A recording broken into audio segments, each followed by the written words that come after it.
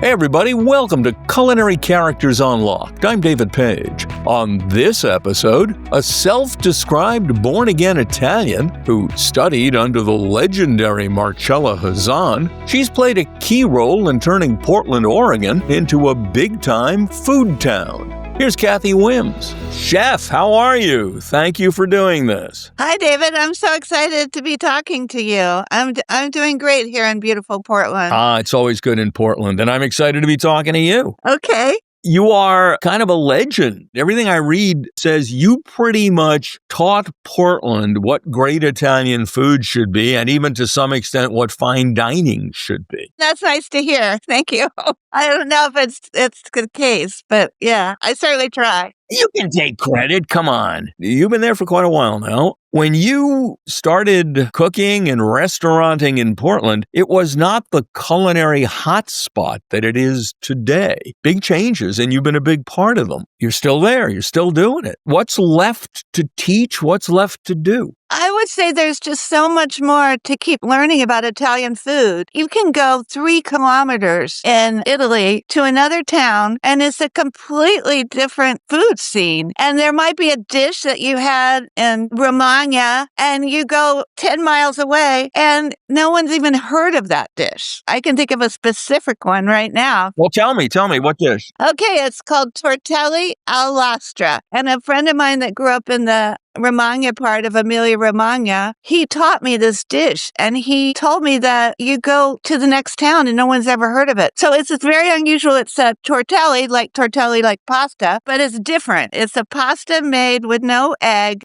The dough, it's just flour and water, and you roll it out really thin, and you make a filling for it like you would for a normal tortelli, and it's cooked potatoes and onions that are sautéed in pork fat. And that's the filling. And then that gets laid on the pasta dough and then covered with a cover like ravioli or tortelli. And then it's cut in squares and you fry it on a flat top. And because the pasta's not sealed with an egg wash or pressed together hard, the pork fat leaks out and basically makes the tortelli crispy and kind of sautéed on the flat top. And then you serve it with cold cuts, my friend calls it. So prosciutto and salami and mortadella. It's delicious. And I've never seen it anywhere. I read that you call yourself a born-again Italian. I have said that before. What's it mean? I just fell so hard for Italy. I was a Latin major in college at the University of North Carolina, and I didn't spend a year abroad like a lot of my friends did. They came back and told the stories of living in Rome or living in a household in a country house. And I just was so infatuated hearing about it. And of course, I was younger then. I was 20, 19. And they talked about pizza because you know how much we love pizza when we were in college. And how it was oilier and a really thin crust. And they talked about pasta and how rich everything tastes. And they talked about coming back home to North Carolina and not even caring about eating for a month or something because nothing tasted as alive as it tasted in Italy. So I think that really inspired me. Somehow it sort of sunk deep down in me. You grew up in North Carolina. Yes. Without, I'm guessing, a whole lot of terrific Italian food? Exactly. The only Italian food I really knew for a long time was pizza, I guess. There was a restaurant called La Pizza. What a creative name that is. And it was the classic Italian-American place with fake grapes on the ceiling and grape leaves and everything. The straw Chianti bottles with the candles. Check tablecloths, I assume, red and white? Exactly. But it was great because it was my parents, when they took me there, they were always happy. It was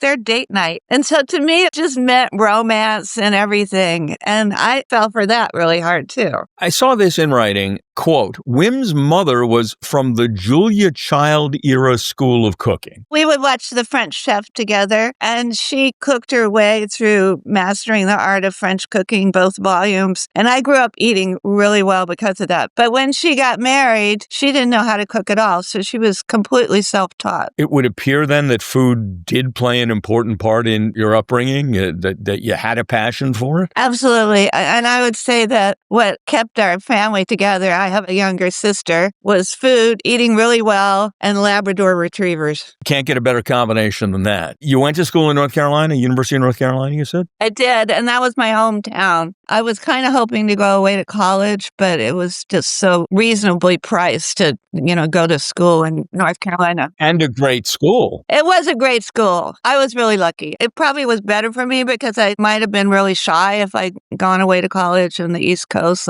But I kind of got to be a bigger fish in a little pond at UNC. Were you working in the culinary industry while you were going to college? I did. What'd you do? So I got sort of known in my community as being a young cook that was making things all the time. Like I was baking bread for my soccer coaches. And we had a really nice restaurant. Remember when they called vegetarian restaurants natural food restaurants? Yes, and everyone going there had to wear Birkenstocks and... Exactly. I think I had a pair of Birkenstocks back then. They needed a baker, a pastry maker and a bread maker. They made their own bread. And then I had friends that knew people that worked there. And they said, you should talk to my friend Cathy. She's always baking bread. She's always cooking and making pastries. And so I actually got a call from the restaurant. It was called, this is so funny, its name was Pie Wacket Cafe. Pie Wacket Cafe? I think it's from a fairy tale or something.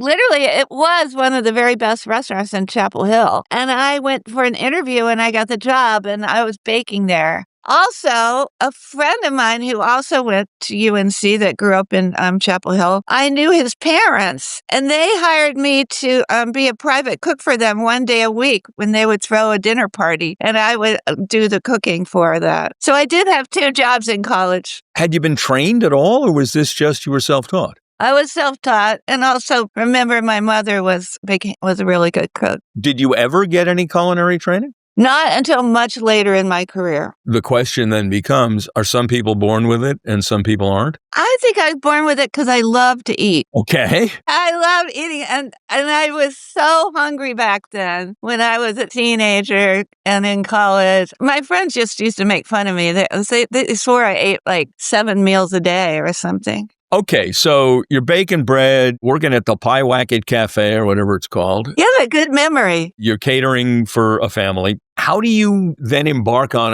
an honest-to-goodness career? Was it in North Carolina? No, it wasn't. So I moved to San Francisco with a boyfriend and dropped out of college after 3 years being a Latin major. So this would be 1978. San Francisco was like such an amazing food scene. I mean, it still is. I just got back from there last week. I was just eating out all the time with, as much as I could with the money I made. I was working as a dishwasher in a French restaurant, but then they kind of figured out that I could cook. So they started giving me cooking shifts, but without any raise or anything. No, of course not. But I didn't care. I was super happy. It was called the Blue Parrot Cafe on Polk Street. The Blue Parrot was Rick's rival's cafe in Casablanca. It was named after that. And then it was next to the same owners had the Polk Street, I think, bistro or cafe or something. And that was more fancy food. And the Blue Parrot Cafe was way more casual. I started cooking there a little bit. But then I moved to Portland after less than a year. We'll be right back.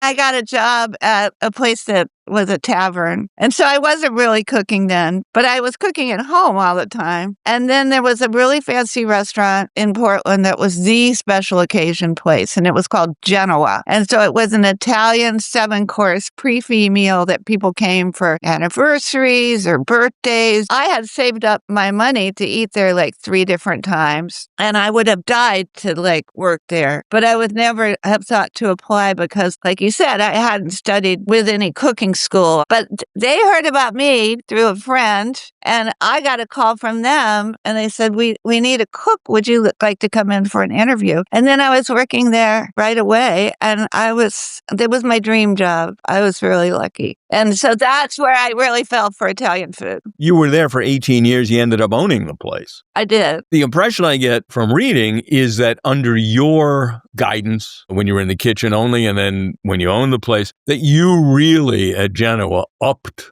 the standard of fine dining in Portland. Well, that's nice to hear. I would tell you that what happened was when I became owner, I was responsible for the wine list. We had a really great wine list, a great Oregon wine. We had supported Oregon wine since the beginning, like 1982. But we also had a lot of Italian wine. We had French wine too. But I was meeting a lot of Italian winemakers that were, showing me their wine and hope that I would put it on the list. And they would say, you should come visit the winery. We have a place for you to stay and blah, blah, blah. And of course, they were very handsome Italian men at that time. But now there's actually a lot of women are running Italian wineries right now, which is great. But anyway, I would go visit. And so when I got to Italy, I thought, wow, the food is not what I imagined. It's like really pure, much simpler ingredients, very vegetable based. And I fell in love with the food so much. But wait, let me interrupt you here for one second. Okay. Didn't this cause you to reassess what you were doing? One article said you kind of looked up one day and said, I don't know how to make Italian food. That's exactly correct. And I decided I needed to relearn because the food that I was really in love with, that I was eating in Italy, was the food that I wanted to make here at my own restaurant. What struck you? What dish or dishes? And I've had this experience. I mean, I've been lucky enough to work in Italy a reasonable amount. The first time you go and have a meal in Italy, your head explodes. What struck you on those first few trips? I would say how vibrant things tasted, like a piece of meat. It could be a duck breast. It could be a tagliata steak. It could be a huge bistecca. It's like how much flavor everything had without having like sauce over it or having a lot of extra ingredients, and how vegetables tasted so bright, intense in flavor. Like a red pepper from Piemonte near Cuneo would be this huge bell pepper, we would call it. And yet it had so much more flavor than produce from the grocery store here in the States. It's funny you say that. When I worked for NBC News, around the corner from the Rome Bureau was a little family-owned restaurant, and they had a chicken dish that we would have for lunch. I've never had chicken like that in my life, and it was just a simple piece of chicken. It blew my mind. How lucky you got to work in Rome. Oh, that's amazing. Yeah, it was. I was very lucky. But it took me a while to figure out when you were on assignment in Rome. I started out going into the bureau at 10 in the morning and nothing would happen. And then we'd have lunch and then we'd start working around 3. And it finally occurred to me I should come in around noon, we'll go to lunch and then we'll start working. A different lifestyle. Sounds like heaven. You're going to Italy and you decide you don't know jack about how to make Italian food, even though you own an Italian restaurant. What'd you do? I just started traveling to Italy more and more. And I actually remember the restaurant I was working at, Genoa, was a special occasion place that people came for like every birthday and everything. And we had kind of a mix of cuisine at the restaurant, I would say, but I'd never thought about it until I started going to Italy. So there was the kind of 70s, what we called continental cuisine. And then California cuisine was happening, like Alice Waters and Wolfgang Puck. Japanese Alice Waters restaurant opened in 71, which was the same year that Genoa opened. I was the 4th set of owners at Genoa. And then I would say there was this sort of Waverly Root kind of view of Italian food. He wrote Foods of Italy, which is fancier than what I was eating when I was in Italy. So we were making all that. Then I'm coming back from Italy and I'm putting things, we changed our menu every 2 weeks. And there were menu chefs that were in charge of that 2 weeks. And basically you were the head chef for 2 weeks. And then it passed to someone else that had worked for many years and earned that role at the restaurant. And sometimes there were 3 of us, sometimes there were 4. So it was very cooperative, sort of almost like a hippie idea of how to run a restaurant. But anyway, so when it was my menu, I'd be putting these dishes on that I had in my travels in Italy. Like one was a chicken, and one was this chicken that was cooked with figs. Oh. I thought it was really special. Figs have a really short season here in Portland, Oregon, so I get really excited about them. The sauce with this chicken that the figs make, I thought it was so good. But it wasn't the right place for it on a special occasion restaurant. I was like, chicken was, that's not fancy enough. What people really wanted was like rack of lamb with béarnaise sauce. And that's not very Italian, right? It just came to be sort of a friction between the food that I wanted to serve and the food that people came to expect at the restaurant. Even though you own the place. Even though I owned the place. Yeah, that's true. But I had business partners at the time. So they had different ideas. That was okay. And I finally just sort of accepted the fact that the food that I'm excited about doesn't really fit into this special occasion idea of a restaurant. And so eventually I left the restaurant and I spent a couple of years in the wilderness trying to figure out what I wanted to do. And I realized what I wanted to do was to open a pizzeria, but also because Portland had no really good pizza then. They had pizza by the slice, like kind of the East Coast kind of pizza thing, but not Italian pizza. But then I decided, well, maybe I just want to open a full-on restaurant. And that was what my restaurant that I own right now became, and that's Nostrana. I want to get to that in one second, but I want to take a little detour first. You talked about not having had any culinary education. After your eyes were opened, while you were still at Genoa, didn't you seek out kind of a Mount Rushmore figure in Italian cooking, Marcella Hazan? Tell me the story. One of the cooks, and actually she was the original opening sous chef at Genoa, she had a radio program on Oregon Public Broadcasting, and she interviewed cookbook writers that would come to Portland. We have a famous bookstore here called Powell's, so a lot of people come through on book tours. Marcella and her husband, Victor, were coming through with, I think it was Marcella Cooks. So she had them on her radio show. And we all went crazy, all of us that were working at Genoa. At the time, I was the owner. I said, please invite them to dinner. We want to have them to dinner. Like, that would be so great. So she did the interview and she said, I work at Genoa and the owner would really love for you to come to dinner. And Victor, Marcella's husband, said, we really don't eat Italian food in America. Like, slam. Oh, boy. Burn. I don't blame them. I mean, I totally understand it. It's because they had been disappointed so many times. And then I answered the phone around 5 o'clock. It was Victor Hazan. And he said, we were so impressed by the woman that interviewed us for the radio show that we really do want to come to the restaurant. I almost dropped the phone. I was so excited. Back in a moment. Marcella and Victor came to dinner. It actually was my 2 weeks to do the menu. They had dinner and she said, I really want to talk to the owner. And so I came in and she kind of drilled me and interviewed me. And I remember there was a lamb stew on the menu that was lamb and tomatoes and black olives and rosemary. And she said, and she must have ordered that. And she said, that's a Tuscan dish, isn't it? That lamb dish. I said, yeah, I got it from this book that I got in Florence by Paolo Petroni. He's a very famous author in Florence. And she said, oh, and then she asked me a few more questions. And she said, I'm going to retire. I'm going to stop teaching and move to Longboat Key in Florida, near where my son, Giuliano, lives. But I have a couple more classes in Venice. That's when she was teaching in Venice. I want you to study with me. I think you need to come study with me, and I'm going to bump you up on the waiting list, and you're going to come. Oh, my God. It was like a dream. I mean, I couldn't believe it. And I got to come and study with her. It was amazing. I think you would understand this. But a lot of people say, but Cathy, you already knew how to cook. What was left to learn? I said, I learned so much. I mean, I can't believe it. There's always more to learn, right? In my mind, one day was dedicated to potato gnocchi. I always thought gnocchi were kind of stodgy and heavy. This potato gnocchi was like so light, it could like elevate itself above the plate. And I came back to Portland after the class and I decided I was a potato gnocchi evangelist. And all my friends had to learn how to make potato gnocchi. Are you still making it? Oh, yeah, we make it every Thursday at Nostrana, which is a tradition in Rome. You might remember this. Thursdays, gnocchi is on a lot of trattorias menus in Rome. And so every Thursday at Nostrana, we take pasta off the menu and we have potato gnocchi and we have it like with 4 or 5 different sauces. And people come in on Thursday just to have gnocchi, like they've really fallen for it. Wow. Okay, so now we got to get from studying with Marcella Hazan to opening Nostrana. Did you you cook in Italy for a while? What happened? What was the...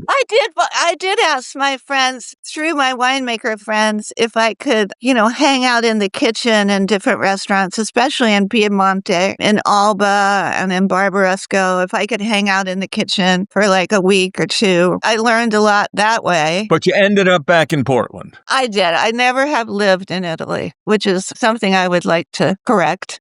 So after you hung around in some Italian kitchens, you go back to Portland with the idea of opening Nostrana? Exactly. I wanted to open a kind of restaurant that would have the aesthetic of dining out in Italy, which I think is like a really strong aesthetic. Even in a rural town, there's still this something about sitting down, eating in a restaurant in Italy. The service is amazing. There's tablecloths. The food is, even if it's simple, there's something elegant and elevated. As casual as it is, there's still a formality to it. Exactly. That's a good way to put it. Primo piatti, secondi piatti. I mean, there's a structure to it. There's a pattern, yeah. Okay, so that was your model. That was my model. How'd you do it? Well, I thought really hard about it.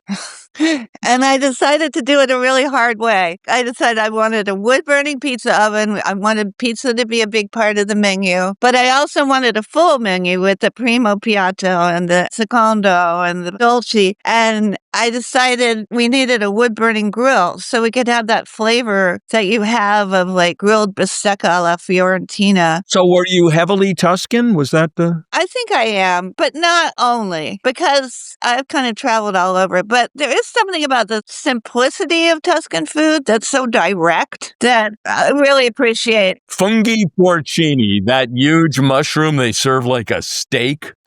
Exactly. And we have wild porcini here in Oregon, so twice a year I get to put fresh porcini on the menu. Okay, so maybe it was different back then, but you just looked around and said, okay, I got the cash, I'll open a restaurant. First of all, you had to sell the one you had, right? I had one business partner at the time. I don't want to go into that, but I told him to buy me out, and I left to open Nostrana 2 years later. Has Portland matured culinarily by this point? Because previously, people didn't seem to want the food you wanted to make that was Italian. Had taste changed, or were you going to drag Portland into a more Italian frame of mind? I think there was both. Before we opened Nostrana, a few years before, there was some really groundbreaking restaurants here in Portland. There was Paley's Place, which was Vitalis Paley's, Pacific Northwest, but French-inspired restaurant. There was a restaurant called Zeffiro that was amazing, that had sort of an Italian bent. There was the Heathman Hotel. There was Higgins Restaurant, which was all locavore. It's still open. It's wonderful. But there had been nothing doing what you wanted to do.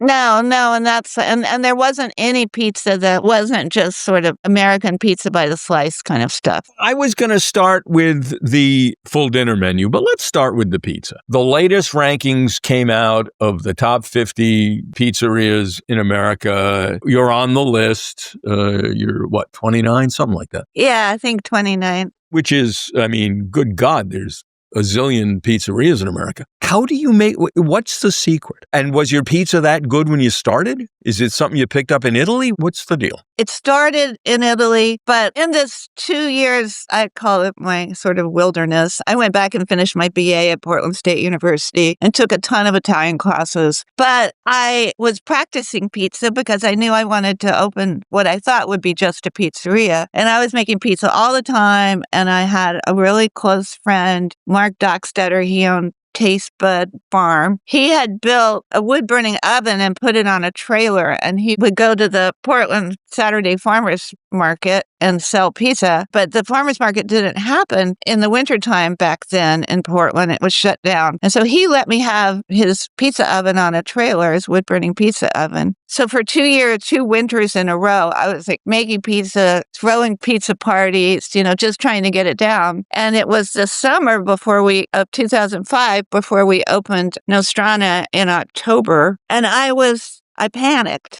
And I thought, I'm making pretty good pizza. I think it's 90% what I want, but it's not 100% what I want my pizza to be. And I had a friend who I'd taken some baking classes with, and I also knew through this culinary organization. And she had a baking school in Bend. It was called the International School of Baking, Marta Stoliar. And I called her up and I said, Marta, I need help. I'm opening a restaurant with pizza and I don't feel like I'm there. And she said, well, I'm really busy. She has a lot of private clients and she's like opened bakeries in Inner Mongolia. Like she knows her stuff. And she said, okay, I really don't have room for you, but sounds like you've really been practicing. I think because of that, we could maybe get you ready in like 3 days. So I went to Bend and stayed there for 3 days and we worked all day long and I made pizza. And actually her starter that she had from Nice, France, is the starter that we still use today. My God. And it's her recipe. I mean, we changed a few things, but she got me to the point where I felt confident that I was proud of the pizza and that the restaurant would open with good pizza. And when it opened, was it the pizza that initially won folks over? I would say, remember back to Genoa, the special occasion restaurant, it was,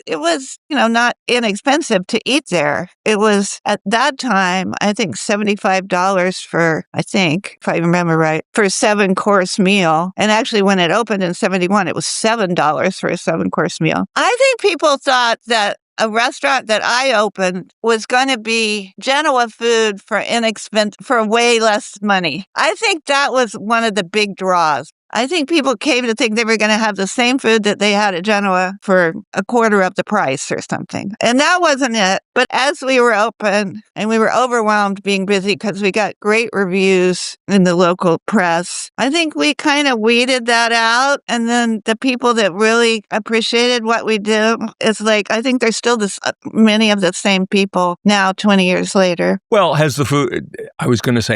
course the food's evolved. How has the food evolved? Well, one thing I would say, and the reason, I'll say more than one, but in my travels to Italy, I realized that maybe it's not that Italy they do have better ingredients, but as far as like produce and stuff, we have that here in the Pacific Northwest, and that was really growing, like when farmers markets started happening now, and we had really high quality food, and that we could use what grows in the Pacific Northwest at local organic farms and make something really close to what I was eating in Italy. So that had changed over the years too. This real appreciation for what is grown locally. Local sourcing is a big deal for you. And we had a menu that was very wordy because I wanted everyone to know where things were from. It would name the farms where like the main ingredient and if it was eggplant, let's say I was making eggplant, some version of eggplant parmesan, I would name the farm when we opened where the eggplant came from. And people laughed about that. But then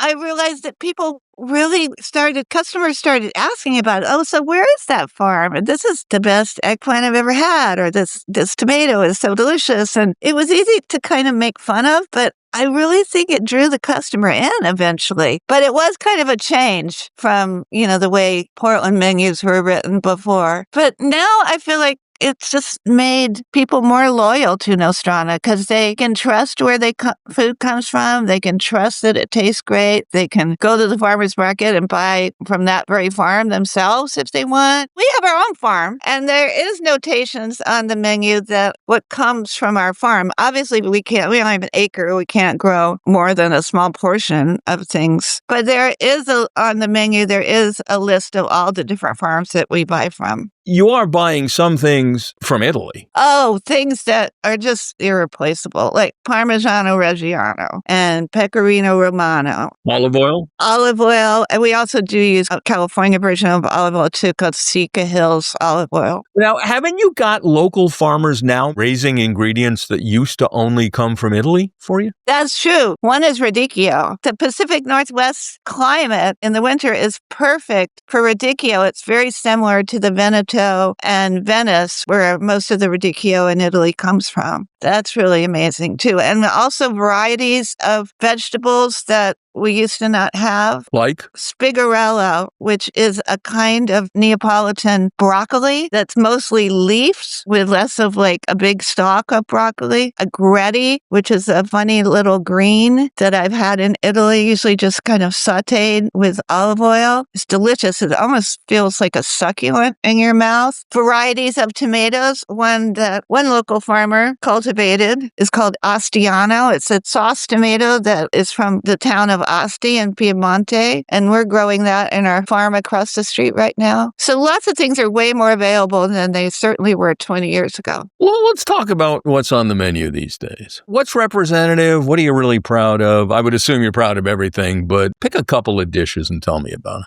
It's always what jumps into my head the first time. So, okay. Well, we have a pizza right now. We're usually like 6 to 7 different kinds of pizza, which always includes like a margarita and a marinara, a couple with meat on it because Americans love sausage and salami on their pizza. But we have one right now that we're calling bandiera, which is the nickname for the Italian flag, which is red, white, and green. And so we have tomatoes from our garden that we're slicing really thick and putting on top of a baked pizza. So the pizza's like already baked with olive oil and garlic and I think Parmesan Romano and some mozzarella. But then it comes out of the oven and we slice thick slices of these huge heirloom tomatoes and then put basil on top of that. And it's like eating the best tomato sandwich, like on your back door stoop, which is how I grew up in the summer in North Carolina. Well, in North Carolina, that meant with Duke's mayonnaise, right? Exactly. And let's see, let me think of something else. My former head chef developed this recipe. He used to work at Olivetto's in Oakland, which was a great restaurant, sadly closed. It's a shrimp ravioli that he takes raw shrimp, raw prawns, and grinds them with a lot of butter in a meat grinder. And then that's the filling for ravioli. And they're kind of big, like about 2 inches on each side. And then he takes the shrimp shells and makes this reduction with some more butter. And that's the sauce for the shrimp ravioli. And it's really good. That sounds phenomenal. It's delicious. You would love it. You've got, I'm looking at the menu here, half of a roasted Mary's chicken Armenian-style yogurt marinade with garlic and spices, Parmigiano mashed potatoes, fennel. The Parmigiano mashed potatoes are from Marcella Hazan. The chicken right now is marinated in yogurt, but we always have a half of a chicken on a menu. We do different things. We do it a la Diavola style, which is in a spicy marinade, and we'll do it in the winter with this sort of onion marmalade that's from Joyce Goldstein, who had Square One in San Francisco, which was another great restaurant. And it's got raisins in it and a sweet wine kind of reduced down. It's really good. We change it up every once in a while. You have a bistecca alla Fiorentina. That, am I reading this right? 2.5 pound ribeye?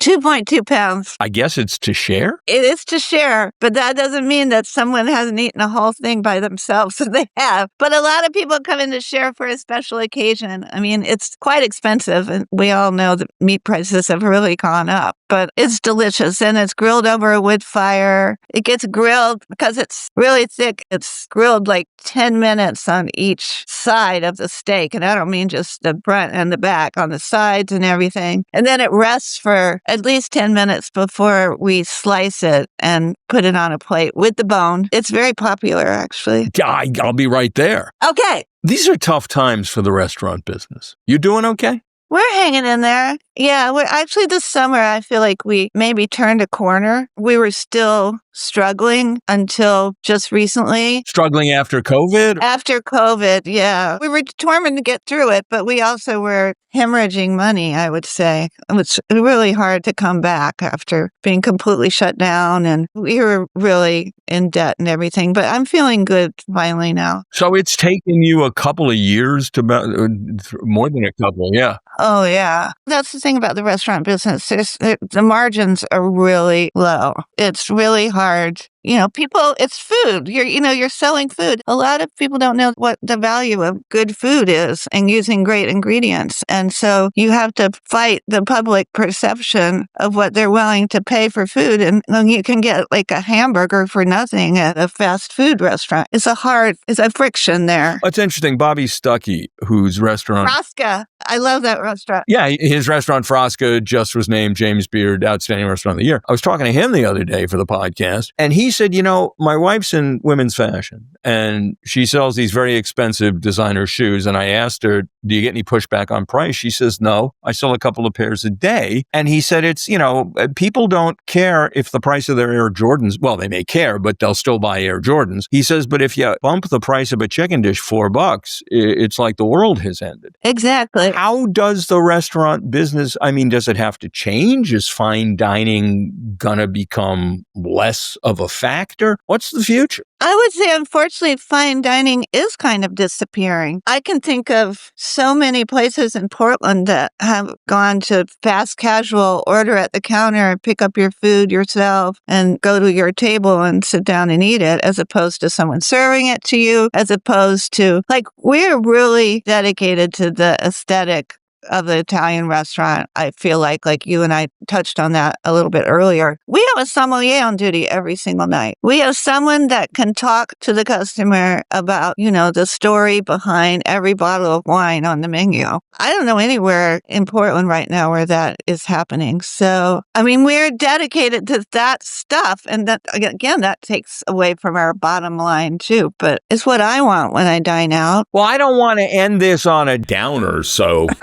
Give me some optimism. What do you see in the future? Please tell me it's gonna... We have a beautiful garden that we're throwing events in every Friday and wine tastings. And we have customers lining up at the door and loyal customers that have been with us since we opened. And we have staff we have 6 managerial positions, major managers that have a combined 72 years of working at Nostrana. I have dishwashers and prep cooks that have been working with me since the very first month that we opened Nostrana 20 years ago. So there's a lot of positive things. Well, I read that when you retire, you want to move to Italy and perfect your Italian.